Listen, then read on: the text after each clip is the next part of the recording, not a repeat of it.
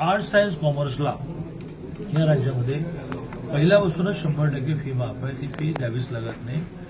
द्यावी कुठली लागते तर प्रोफेशनल कोर्सेसच्या ऍडमिशनसाठी. टी प्रोफेशनल कॉलेजेस अजूनही सुरू व्हायचे आहेत. मग ती सुरू कधी होते? जे.आर. तर काढा. तर तो जे.आर. मुंबईमध्ये अजूनही निवडणुकीची आचारसंहिता आहे, जरी पुण्यात नसली तरी. का तर मुंबईमध्ये पदवीधर आणि शिक्षक अशा 2 निवडणुका 26ला आहेत.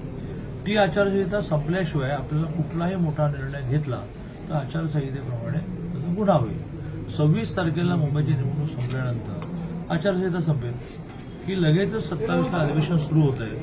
त्या अधिवेशनाच्या एखाद्याच पहिल्या दिवशी किंवा आचारसंहिता कधी कधी रिझल्ट लागल्यानंतर जेव्हा फायनल